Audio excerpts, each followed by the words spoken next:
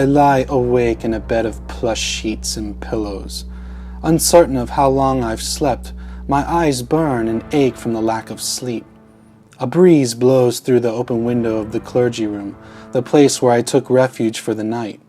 It is cool and renewing, drying the sweat from my restlessness. Moonlight pours through the flapping curtains of red and white as I recall the events that took place hours ago.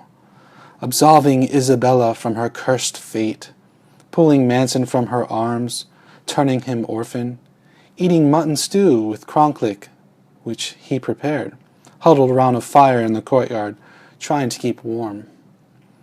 No pleasure in any of it. Something catches my attention and I turn my tear-stricken face to the side. I sense movement. At first it seems impossible, but the more I come to a fully wakened state, the more I understand what is happening. Within the satin curtains, a figure moves towards me from across the room. Clothed in gray silk, it hardly touches the ground as it advances, as if it were floating. My heart nearly stops at the sight of Diana, her raven hair gently blowing about her thin shoulders. A wreath of peonies crowns her brow. There is something red trailing from her hairline, but her face betrays nothing of pain. She looks content and ready to speak, but words do not escape her lips. She advances. Mauve petals twirling from her hair, landing on the stone floor. Sitting up on my elbows, I am certain my heart has stopped. I must be dead, here in the afterlife with my wife. There's no explanation for what I see, and no sooner do I call her name, she is before me, drowning my senses. I try to speak, but her finger on my lips stops me, bending me to her will. I am overwhelmed by the presence of her absence. Is she real?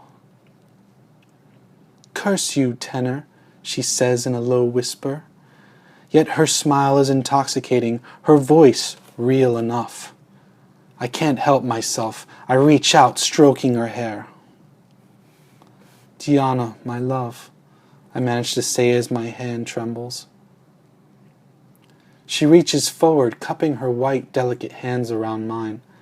Tenor, she says softly, soothing my soul and delivering me into a reality I know isn't possible. Her grip tightens, like someone suddenly stabbed in the gut. Find our son, tenor. Find our son. There is fear in her voice. I can taste it. It lingers in the air like the smoke of war, burning my lungs with every breath. I pull her close to me and her hair covers my face. Sweet peonies spark my emotions. I want to help her, to save her. But from what? She already died by my hands. Yes, my sweet love, I will find our son. I will save him, I whisper. I feel her relax in my arms. The soft silk of her garment brushes against my bare chest. I am doing everything I can. There is no hiding how I feel at the moment. Lost and wanting, blood throbs through every inch of my body. She is before me in the flesh. Skin so soft, I kiss her clavicle and the curved bottoms of her breasts. I slip my hand beyond the folds of her garment, tracing my fingers along each rib, until I stop at the bony prominence of her hips. God, I've missed you, I say as her hand journeys down my abdomen and begins to undo the buckle of my belt. Remain diligent, she says, whispering in my ear. Her hot breath intensifies the throbbing. Find strength in me, tenor. She grabs me full length. Her hand is warmer than her breath. Waves of heat pass through my torso. How can this not be real? I am hotter than stone. I kiss her chin, the dimple at the corner of her mouth, the lobe of her ear. I am obsessed and my body gives in. All I hear is heavy breathing. Is it mine or hers? When all hope is lost, think of me, she says, as her mouth covers mine.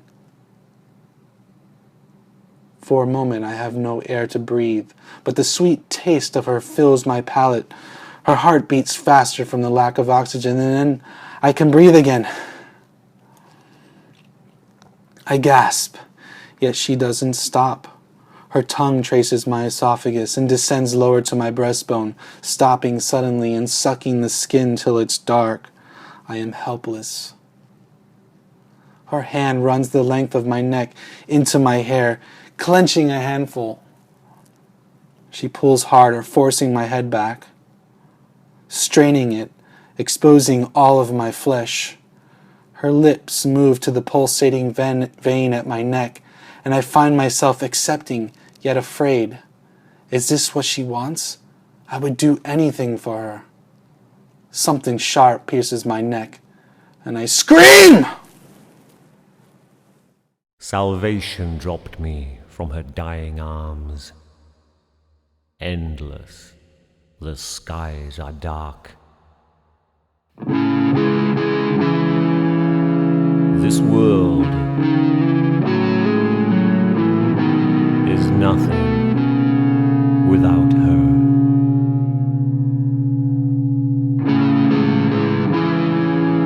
As it limps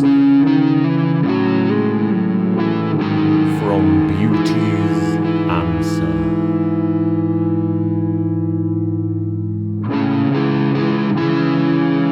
it dies in the hand of summer.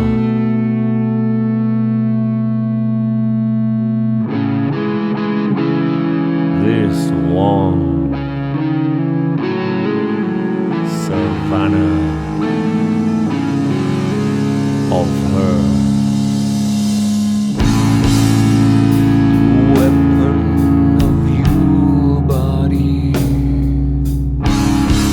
lays my city to waste. From blood on my golden sand,